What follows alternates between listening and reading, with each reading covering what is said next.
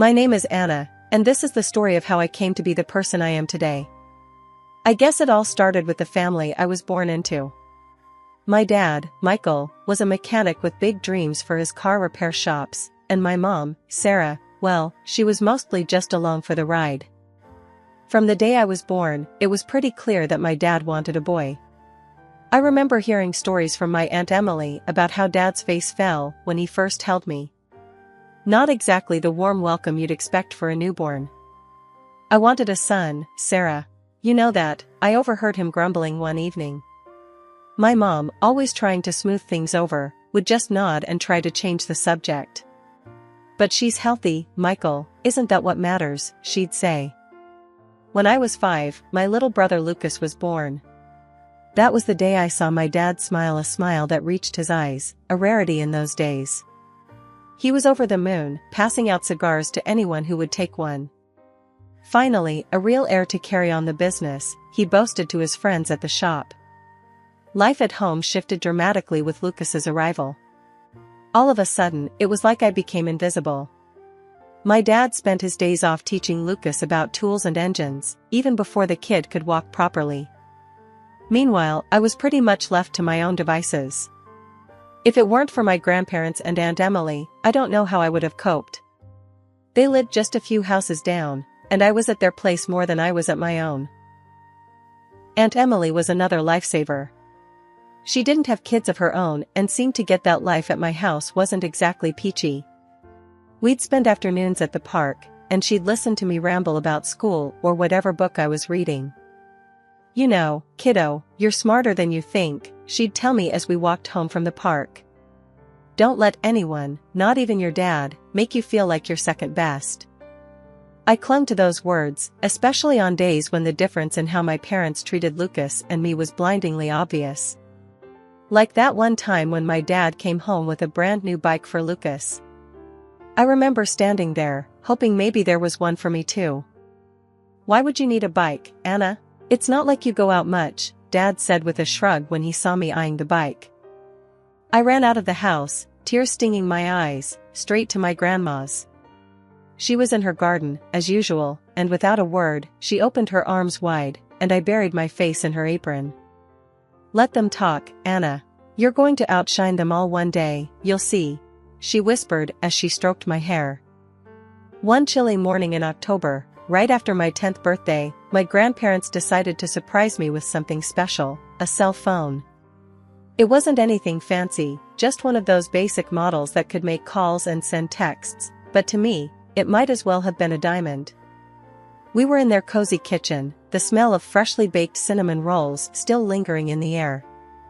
Grandma handed me a small, wrapped box with a mischievous twinkle in her eye. Go on then, Anna, open it up. It's high time you had one of these. As I tore off the wrapping paper and saw what it was, my eyes must have been as big as saucers. Really?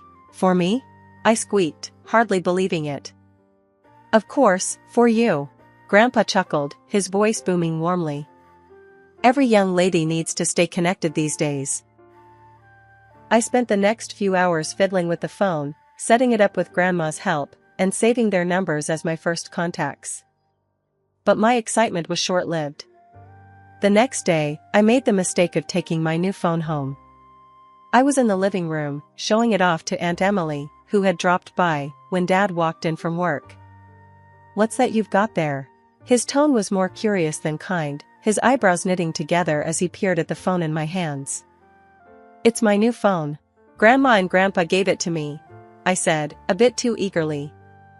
Dad's face hardened in an instant, and he reached out, snatching the phone from my grasp. This is too much for a kid your age. Lucas needs this more than you do. But, I started to protest, but Aunt Emily put a hand on my shoulder, giving it a gentle squeeze, a silent signal not to argue. Lucas, who had been playing with his toy cars on the floor, looked up, clueless but interested in the sudden tension. Dad wasted no time, he shoved the phone into Lucas's hands. Here, son, you can have this. Learn to take good care of it. I felt a surge of anger and injustice boiling inside me, but before I could say another word, Aunt Emily steered me out of the room. Let's go for a walk, Anna. Cool down a bit, huh? Outside, Aunt Emily let out a long sigh. Your dad can be a real jerk sometimes, you know? But we've got your back. I don't get it, Emily. Why does he always do this? Why am I always the one who has to give up everything? My voice cracked, the hurt too raw to hide. Aunt Emily stopped walking and turned to face me, her expression serious. Listen, kid, life's not fair, especially not in your house. But remember, you're not alone. Let me talk to your grandparents. We'll sort this out. True to her word, Aunt Emily and my grandparents confronted Dad the following day. They didn't let up, arguing in hushed, tense tones in the dining room while I pretended not to listen from the stairs. Grandpa's voice was firm, a rare sternness to it. Michael, you had no right to take that phone from Anna. It was our gift to her, not yours to reassign to Lucas. Dad scoffed, dismissive as ever.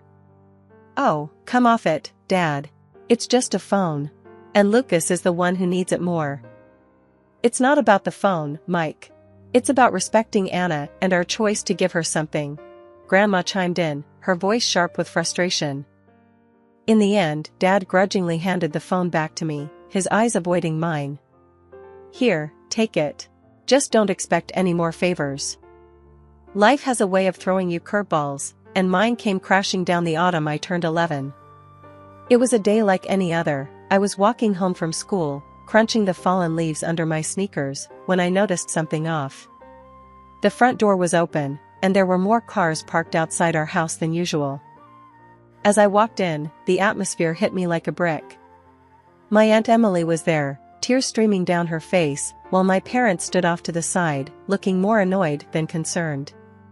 What's going on? I asked, dropping my school bag by the door. Anna, it's your grandparents, there's been an accident, Aunt Emily managed to say through sobs.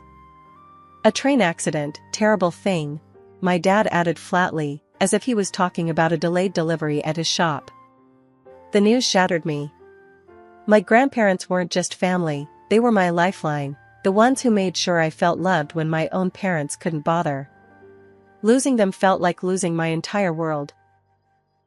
The funeral was the hardest day. I remember standing there, the cold wind biting at my cheeks, listening to the murmurs of how tragic it was, how good they were, how unfair life could be. After the funeral, things moved quickly. My dad wasted no time. Emily, you need to clear out from their house. We're selling it. Need to cash in on the estate and settle things quickly, he said as we sat in the living room, still surrounded by condolence flowers. Aunt Emily, still raw from grief, looked at him like he was a stranger. Michael, can you hear yourself? Mom and Dad haven't even been gone a week, and you're already talking about money? Life goes on, Emily.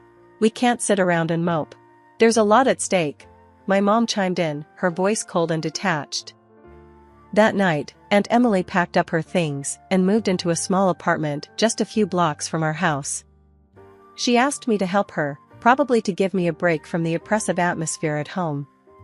As we packed up her belongings, our conversation drifted to what was to come. Why are they so cold? How can they not care? I asked, frustration and sadness mingling in my voice. Some people just show their true colors at times like this, kiddo. But remember, you've got me. No matter what, I'm here, she assured me, pulling me into a hug. The loss of my grandparents was more than just an emotional blow, it changed my entire life setup. Suddenly, I was more of a maid than a daughter at home, cleaning and cooking because my mom decided it was time I learned to pull my weight. Aunt Emily's apartment became my refuge. It wasn't much, just a couple of small rooms, but it was filled with love and understanding, a stark contrast to the increasing coldness at my parents' house. I was still reeling from everything that had happened after losing my grandparents when life decided to throw me yet another curveball. It was a typical Friday afternoon. I had just come home from school, expecting to find the usual empty house until my parents and brother got back.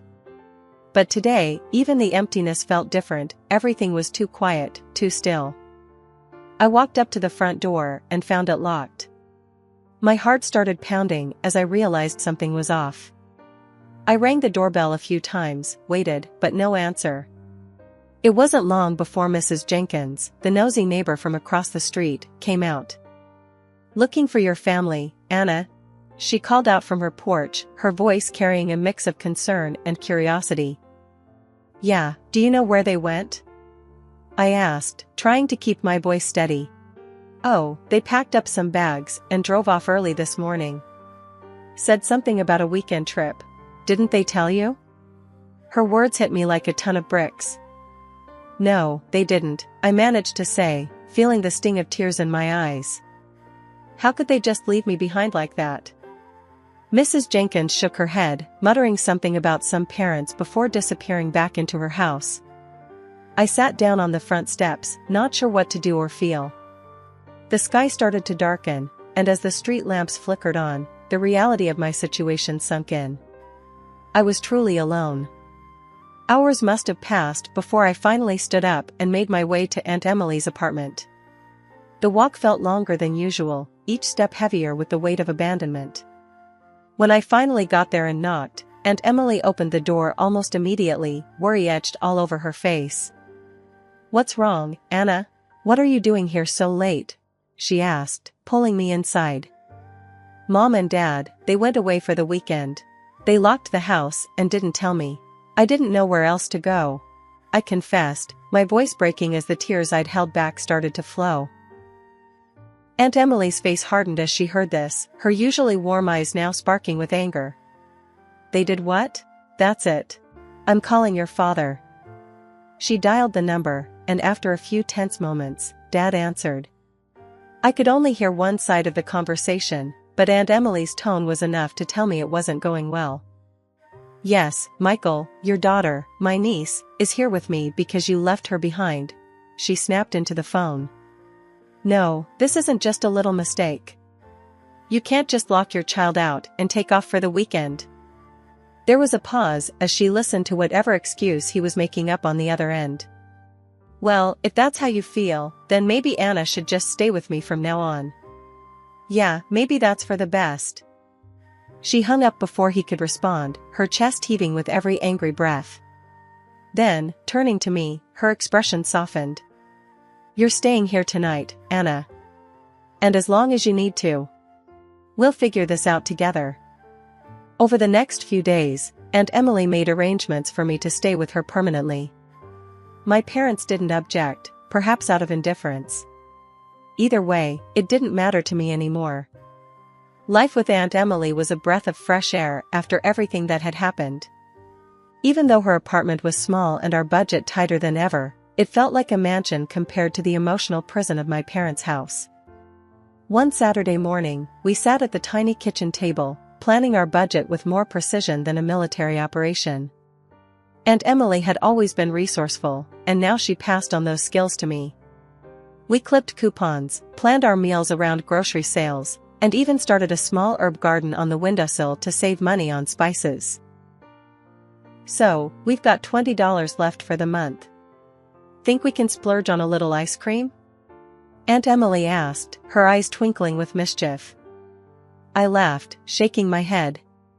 "Only if it's on sale. Remember, we're the queens of bargains now." That light-hearted moment underscored our new reality. We were in this together, come what may. School became another arena where I had to adjust. At first, I was the girl whose family drama was whispered about in the corridors. But I held my head high, focusing on my studies and finding solace in books and learning. Mrs. Carter, my English teacher, noticed my diligence. One day after class, she called me over. "Anna, I've seen you pushing yourself hard this year. Ever thought of joining the debate team?" I hesitated, unsure. "I don't know, Mrs. Carter. I'm not sure I'd be any good at arguing." She smiled, her gaze kind but firm. "It's not just about arguing, Anna. It's about learning to stand up and speak out. Think about it." I did think about it, and with a nudge from Aunt Emily, I joined. Debate turned out to be more than just a club, it was a place where I could hone my voice, a skill I'd need more than I realized. Aunt Emily was my biggest cheerleader. "You're going to knock them dead at the competition," she'd say every time I left for a debate meet, her pride evident even though she tried to play it cool. Life wasn't just about surviving anymore, it was about thriving, about building something new from the ashes of my old life. Aunt Emily and I became a team, both of us working part-time jobs to keep afloat. She found work at a local library while I took a weekend job at a coffee shop. One evening, as we counted our month's earnings and updated our budget ledger, Aunt Emily put down her pen and looked at me seriously. "Anna, I think it's time you think about college. You've got the brains for it. We can make it work, somehow." From that day on, our plans included college. We researched scholarships late into the night, crafted essays, and filled out applications with painstaking care. Each acceptance letter was a victory, every scholarship a triumph, not just for me, but for us both. College was a whirlwind. I hit the books hard, fueled by every memory of being underestimated back home. Living on campus was different from anything I'd experienced, but I adapted quickly, driven by a mix of excitement and the pressure to prove myself. My roommate, Jess, became one of my closest friends. She was studying business, and we'd often sit up late into the night, swapping study tips and planning our futures. "You ever think about what you'll do after this, Anna?" Jess asked one evening, her book sprawled across our tiny dorm room floor. "I'm going all the way," I replied without hesitation. "Law school. I want to make a difference, you know? Really change things." I thrived on it, pushing myself to be better every day. The long hours and endless reading were exhausting, but every time I wanted to quit, I'd think of Aunt Emily and her belief in me, and that would be enough to keep me going. During my final year, one of my professors, Professor Carter, called me into his office. He was a stern man, known for his tough grading, but he respected hard work. "Anna, your thesis on family law was exceptional. Have you thought about where you might want to work after graduation?" he asked, peering at me over his glasses. "I've been looking at several firms, sir. I want somewhere I can really get into family law, maybe even start a specialty in it," I said, trying to sound as confident as I felt. "Well, I have a recommendation for you. A firm downtown is looking for bright, new talent. I can put in a good word," he offered, his tone suggesting it wasn't an offer he made lightly. "Thank you, Professor Carter. I'd appreciate that very much," I replied, a mix of gratitude and excitement swirling in my chest. I landed the job at the firm right after graduation. It was a prestigious place, the kind where you either sank or swam. I chose to swim. Days turned into nights as I worked on case after case, earning a reputation as a meticulous and fierce advocate. It was at a networking event hosted by the firm where I met Michael, a businessman with a keen interest in the intersections of law and commerce. Our first conversation was about a case I was working on, but it quickly turned personal. 2 years later, we got married in a small ceremony. Aunt Emily was there, tears of joy streaming down her face as she watched me say my vows. "You did it, Anna. You really did," she whispered as she hugged me tight. With Michael's support, I took the biggest leap of my career. I opened my own law firm. It was terrifying and exhilarating all at once, but I was ready for the challenge. We moved to another state where the market was ripe for a new firm, especially one led by a woman with a fresh perspective. Our firm quickly made a name for itself, and as my professional life flourished, so did my personal life. Michael and I welcomed a son, a joyous addition to our family. Life was full, busy, and deeply satisfying. My law firm's success was more than I could have hoped for, and with each successful case, my reputation grew. This caught the attention of local media, and soon, I was invited to speak on TV about domestic violence. The interview went well, sparking discussions across various social platforms. I received an invitation from the governor's office. I was to be recognized for my contributions to child welfare and family law. As I gave my acceptance speech, thanking those who supported me, I saw Aunt Emily wiping away tears. It was a moment of validation for all the hardships we'd endured together. One day, after a particularly long day at the office, I was walking through the parking lot towards my car when I noticed two elderly people looking around uncertainly. As I approached, wondering if they needed help, the recognition hit me hard. They were my parents, who had walked out of my life 20 years ago. "Can I help you?" I asked, my voice cool, masking the surprise and rising unease. "Oh, Anna, it's you. We saw you on TV, we knew it was you immediately. We've missed you so much and are so proud of all you've accomplished," my mom said, her voice trembling with emotion. "We wanted to reconnect, to be a family again," my dad added, his eyes searching mine for any sign of warmth. I took a moment to gather my thoughts before responding. "My family consists of my aunt, my husband, and my son. You chose to leave that family a long time ago. But instead of understanding, they became more insistent. Anna, you're our daughter. We need your help now. Your brother left us, and our business is failing. We have debts, no savings, and we're about to lose our house," my dad explained, his voice desperate. They even hinted at taking legal action if I refused to help, arguing that as their daughter, it was my duty. I couldn't help but laugh, though it was more from disbelief than amusement. "Really? You think you can intimidate a lawyer into helping you? You might want to think twice about that," I said sharply.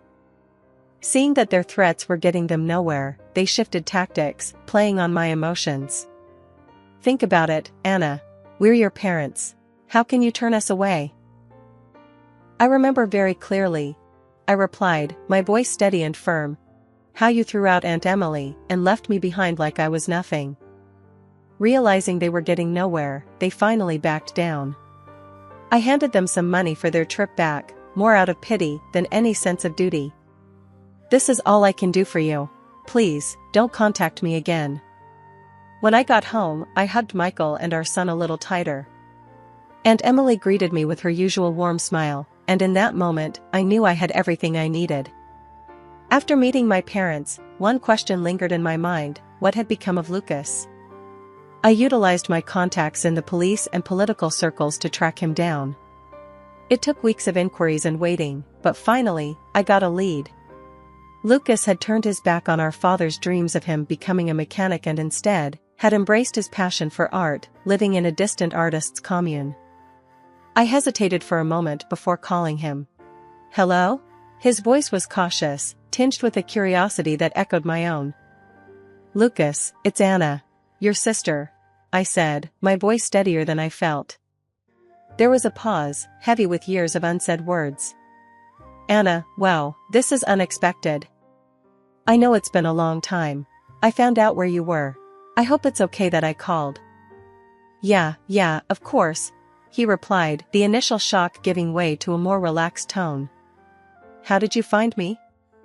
I asked around. I needed to know you were okay," I admitted.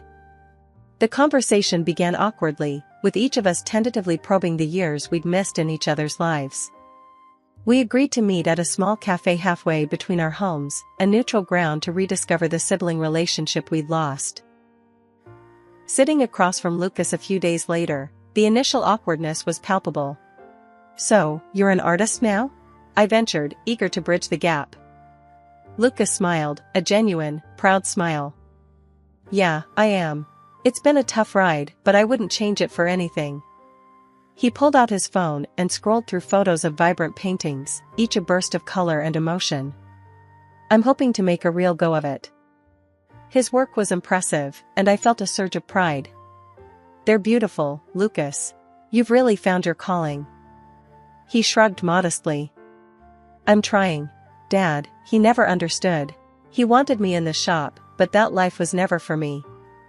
We talked for hours, gradually easing into a comfortable camaraderie, reconnecting not just as siblings, but as adults who had navigated their own trials. "I could introduce you to some people in the art world," I offered, eager to help him pave his way to success. Lucas shook his head, a determined glint in his eye. "Thanks, Anna, but I need to do this on my own. I want to prove to myself, and maybe a bit to Dad, that I can make it without any handouts." His words echoed my own journey, and I couldn't help but respect his decision. "I understand. Just know I'm here, okay? Whatever you need." As we parted ways, Lucas handed me one of his smaller paintings, a beautiful landscape bathed in sunset hues. For you, to remember today. Driving home, I placed the painting on the passenger seat, a smile playing on my lips. Lucas and I were more alike than I'd realized. We were both determined to forge our own destinies, independent yet connected by our shared resilience.